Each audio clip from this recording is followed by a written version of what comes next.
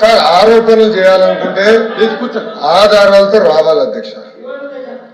గత 10 సంవత్సరాలుగా మా బాబు పుట్టినరోజు నాడు మార్చి 21న మేము అన్నదానం చేస్తున్నాం. గత 10 సంవత్సరాలు మార్చి 21 మేము బాబు పేరు పైన అన్నదానం చేస్తాం. మీరు అలాంటి వాళ్ళపైన ఆరోపణలు చేస్తున్నారు. నంబర్ 1. నంబర్ 2, అదేమంటాడు L3 వచ్చారంటే L3 వస్తే రాదు కదా అధ్యక్ష, L1 వాళ్ళకి వస్తుంది అధ్యక్ష. కామన్ సెన్స్ ఉండాలి. నంబర్ 2. నంబర్ 3 అధ్యక్ష, మళ్ళీ నేను ఛాలెంజ్ చేస్తున్నా అధ్యక్ష. మీరు అనుమతి ఇచ్చింది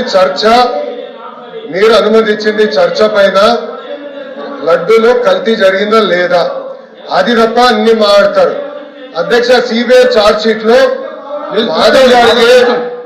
మాధవ్ గారికి కామన్ సెన్స్ తక్కువ అనుకుంటా.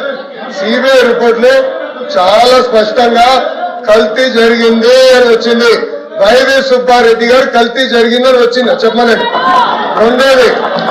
రెండోది ఈరోజు ఏమంటున్నారు అధ్యక్ష వీళ్ళు తెలియపోవచ్చు. ఇప్పుడు మార్కెట్ ప్రైస్ పెరిగింది. నెయ్యి కల్తీ చేసి నెయ్యి సప్లై చేయమంటారా 300 రూపాయలకి? వాళ్ళు చేసినట్టు నెయ్యిని కల్తీ చేసి సప్లై చేయమంటారా? ఈ రోజు గూగుల్లో చెక్ చేయొచ్చు ఎంతుందో మార్కెట్ ప్రైస్ మీకు తెలుసు. కావాలని ఆరోపణలు చేశాను మీరున్నారు. ఇక్కడ మళ్ళీ చెప్తున్నా మా కుటుంబం కానీ అపారమైన గౌరవం దేవుడు అంటే మేము ఏనాడు మాకు రైట్ ఉన్నా ముఖద్వారం నుంచి నడవాలా. క్యూ కాంప్లెక్స్ నుంచి వెళ్ళే ఘనత మాది. మీ నాయకుడు కనీసం సంతకం పెట్టరా?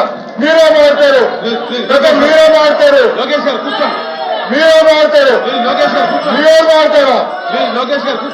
చెప్పేవాళ్ళు సిగ్గుండాలి. కల్తీ జరిగలేదంటారా?